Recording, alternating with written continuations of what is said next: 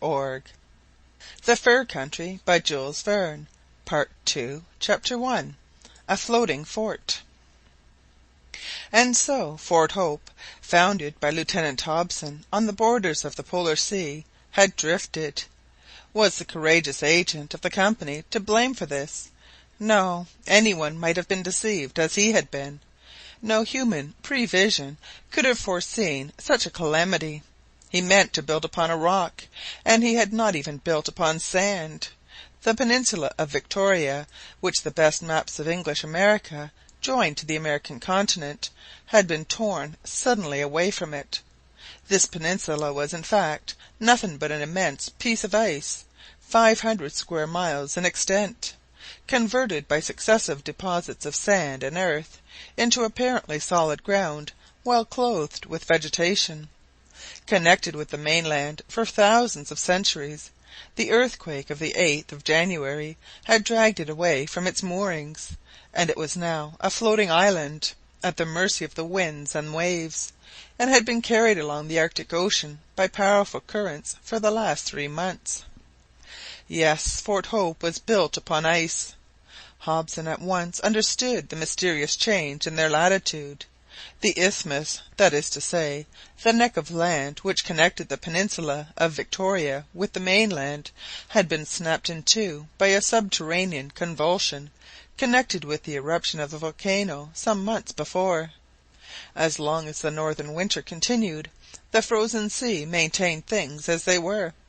But when the thaw came, when the ice fields melted beneath the rays of the sun, and the huge icebergs, driven out into the offing, drew back to the furthest limits of the horizon, when the sea at last became open, the whole peninsula drifted away, with its woods, its cliffs, its promontories, its inland lagoon, and its coastline, under the influence of a current about which nothing was known. For months this drifting had been going on unnoticed by the colonists, who even when hunting did not go far from Fort Hope. Beach marks, if they had been made, would have been useless, for heavy mists obscured everything at a short distance. The ground remained apparently firm and motionless, and there was, in short, nothing to hint to the lieutenant and his men that they had become islanders. The position of the new island with regard to the rising and setting of the sun was the same as before.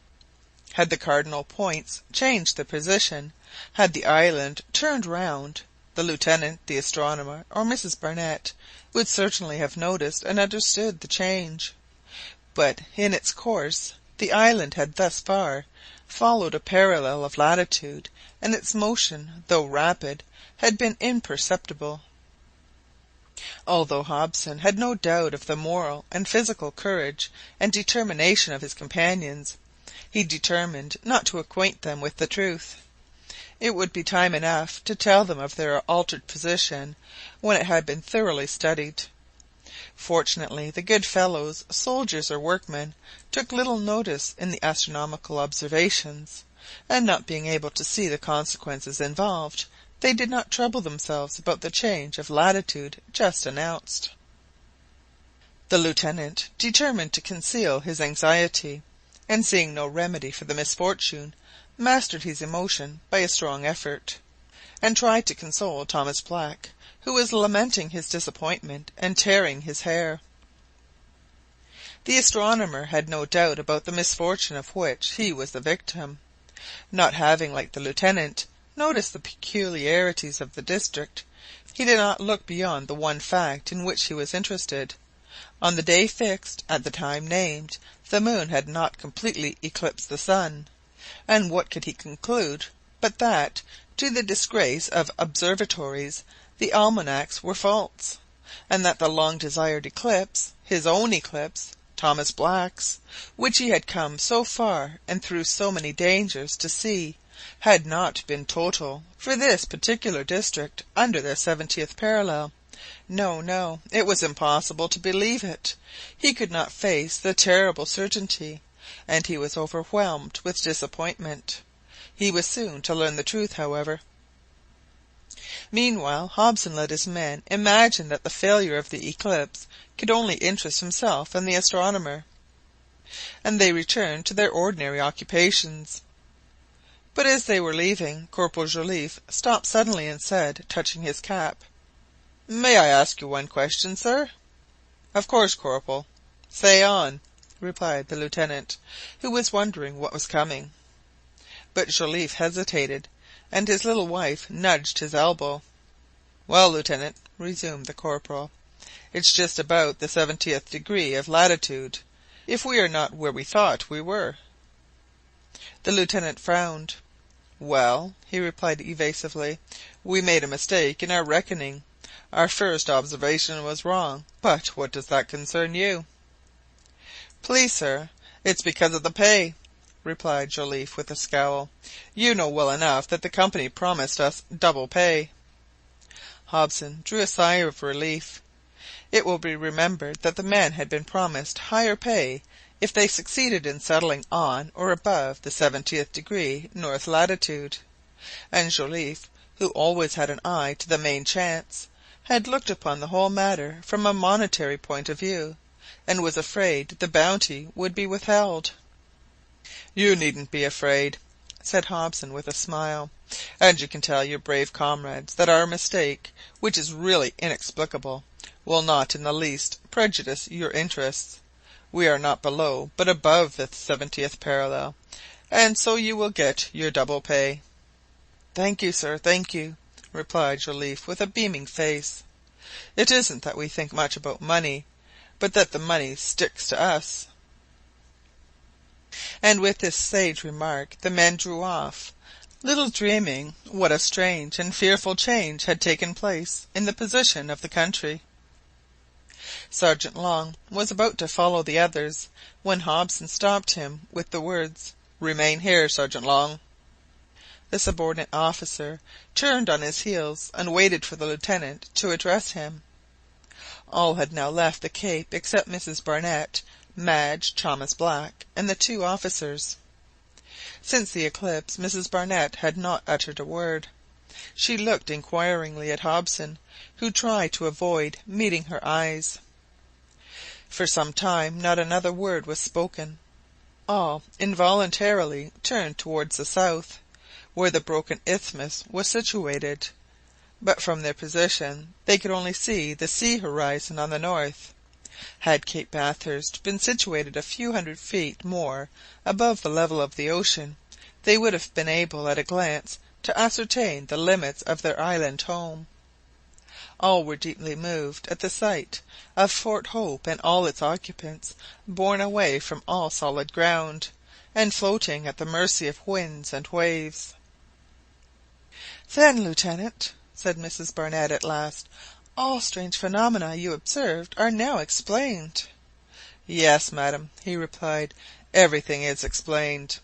The peninsula of Victoria, now an island, which we thought firm ground with an immovable foundation, is nothing more than a vast sheet of ice welded for centuries to the American continent. Gradually the wind has strewn it with earth and sand, and scattered over them the seeds from which have sprung the trees and mosses with which it is clothed. Rain-water filled the lagoon, and produced the little river. Vegetation transformed the appearance of the ground. But beneath the lake, beneath the soil of earth and sand, in a word, beneath our feet is a foundation of ice, which floats upon the water by reason of its being specifically lighter than it. Yes, it is a sheet of ice which bears us up, and is carrying us away, and this is why we have not found a single flint or stone upon its surface. This is why its shores are perpendicular. This is why we found ice 10 feet below the surface when we dug the reindeer pit. This, in short, is why the tide was not noticeable on the peninsula, which rose and sank with the ebb and flow of the waves." "Everything is indeed explained," said Mrs Barnett, "and your presentiments did not deceive you. But can you explain why the tides, which do not affect us at all now, were to a slight extent perceptible on our arrival?" "Simply because, madam, on our arrival the peninsula was still connected by means of its flexible isthmus with the American continent. It offered a certain resistance to the current. and on its northern shores the tide rose 2 feet beyond low water mark, instead of the 20 we reasonably expected. But from the moment when the earthquake broke the connecting link, from the moment when the peninsula became an island free from all control, it rose and sank with the ebb and flow of the tide, and, as we noticed together at full moon a few days ago, no sensible difference was produced on our shores." In spite of his despair, Thomas Black listened attentively to Hobson's explanations, and could not but see the reasonableness of his deductions.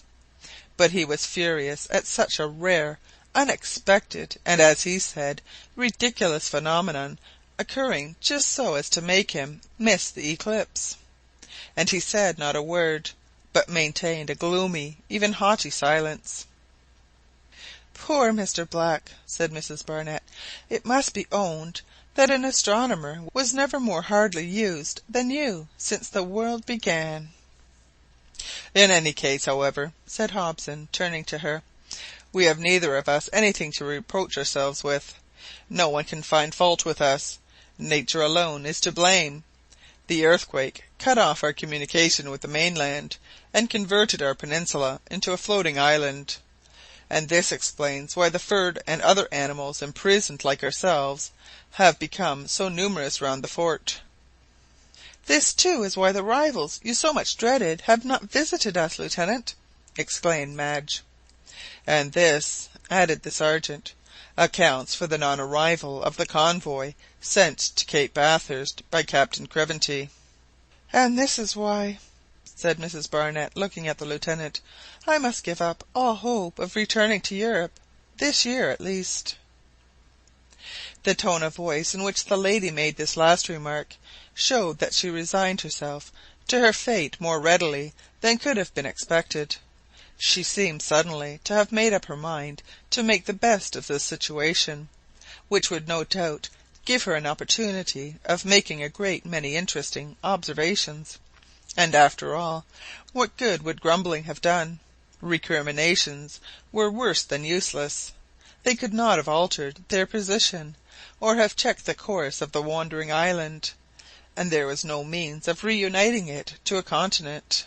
No, God alone could decide the future of Fort Hope. They must bow to his will. End of Part 2, Chapter 1.